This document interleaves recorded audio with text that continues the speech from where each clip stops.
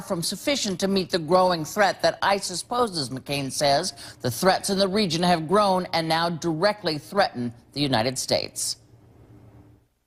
Welcome, Senator McCain. We appreciate your time this morning. Let me start out by quoting your initial reaction to the president's plans in Iraq, and that was that it was pinprick and that it was almost worse than nothing. You feared that he wouldn't follow through on what he said he was going to do. There have been now three separate U.S. airstrikes aimed at ISIS forces in Iraq. Are you reassured?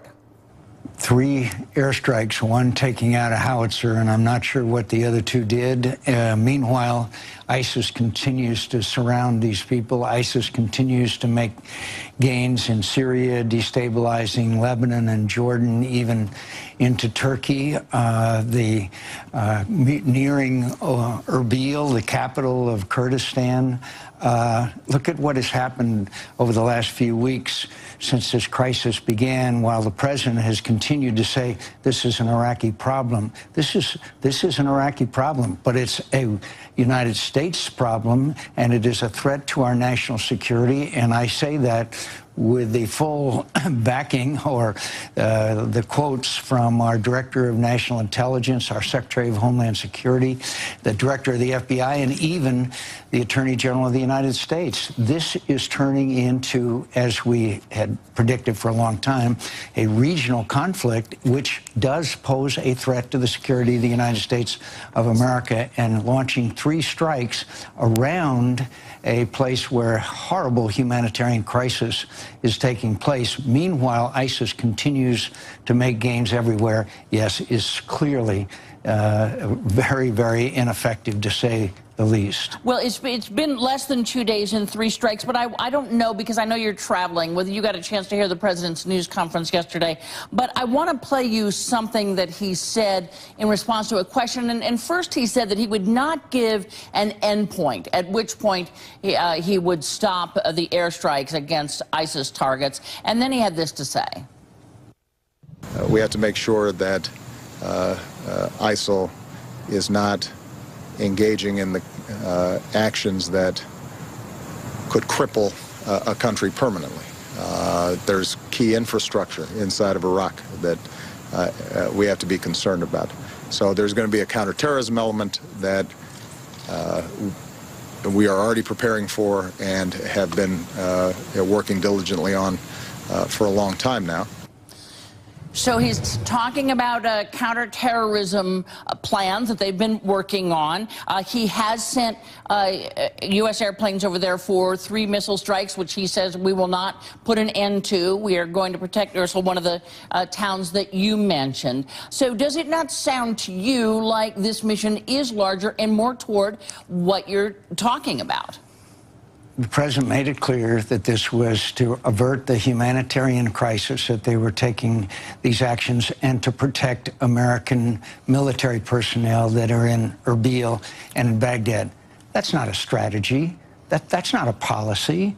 That is simply a very narrow and focused approach to a problem which is metastasizing as we speak. Candy, there was a guy a month ago that was in Syria, went back to the United States, came back and blew himself up. We're tracking 100 Americans who are over there now fighting for ISIS. ISIS is attracting extreme elements from all over the world, much less the Arab world. So and what have do we you done? suggest, Senator? We've said this is a, quote, Iraqi problem. Well, what do you suggest? What is it militarily that you would do? As I understand it, you're not suggesting boots on the ground. What would you do? I would be rushing equipment to Erbil. I would be launching airstrikes not only in Iraq but in Syria against ISIS. They have erased the boundaries between Iraq and Syria. I would be providing as much training and equipment as I can as I said, to the Kurds. And I would do a lot of things that we can not have to wait for Maliki to leave. And I would be giving assistance to the Free Syrian Army, which is on the ropes right now because we failed to help them. And this all goes back to a number of steps the president took, including a failure to leave a residual force in Iraq. Senator, I hear you, but I think when Americans hear you, they see someone who wants to get America engaged in a part of the world that, frankly, Americans are tired of in terms of having U.S. involvement. They are now looking at a force that is using American equipment that we left in Iraq for the Iraqi army against people we now want to protect. Doesn't that speak to a need for the U.S. to be pretty careful about who it gets weapons to? Well, obviously, when the President of the United States proudly announced that the last combat troop was out of Iraq, that, by the way, it's not a matter of whether, it's a matter of when Bashar Assad will be leaving power, and all those other statements about how conflict is winding down, all of which have turned out to be false because there's a vacuum of American leadership all throughout the Middle East, not just look at the Israeli Hamas situation and others. But the fact is that there's no leadership, and decisions have consequences. And the consequences of our failure to leave a residual force and our announcement that we are leaving the area and a vacuum of leadership, especially in that part of the world, we are paying a price for it. And we could have avoided it, and it is not inevitable. It's not like an earthquake or a hurricane. These things happen because of decisions that are made. And again, I don't view the president stating that he's protecting American troops and trying to prevent a humanitarian crisis as an intervention that will have any effect whatsoever on the activity. ISIS in the last few weeks, while we've been waiting for a change from Maliki, they now control the two major dams in Iraq. They have the possibility of flooding parts of the country and cutting off energy. Meanwhile, ISIS is moving towards Erbil. I mean, this is a cataclysm. This is a possibility of a cataclysmic scenario, and the president says that he's going to protect American troops and try to prevent humanitarian disasters. That's the extent of his policy. There is no policy, and so therefore there's no strategy. So therefore, things are going very, very badly. And, Senator, the result of this going very, very badly, when you say, and this is a direct threat, and I know others are saying that too, but when Senator John McCain says ISIS is a direct threat to American security, what people hear is to the American homeland, what is it that you mean? Where is that direct threat? Well, these people that are coming to fight on the side of ISIS are returning to their countries in Europe, and there's 100 of them that we are tracking in the United States. As I mentioned to you already, one was in Syria, came back to the United States, and then went back to Syria and blew himself up. Mr. Baghdadi, the leader of ISIS, when he left our Camp Bucca, the camp in Iraq, said, "See you in New York." If you read what they're saying, we are the enemy. They want to destroy us. They're getting stronger all the time. They have attracted 1,000 young men from around the world who are now fighting on their side. This ISIS is metastasizing throughout the region.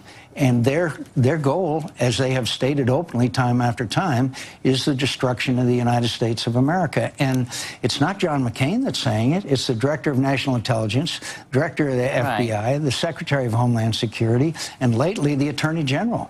And Senator McCain, lots of people, when we have you on, often say, why do you have him on so often? And we say because he answers our questions, because he expresses his views quite clearly. And very often what we get back, and I think you get it on Twitter too, is that's just John McCain. There isn't a thing this president could do that John McCain would approve of when it comes to foreign policy. Your reply?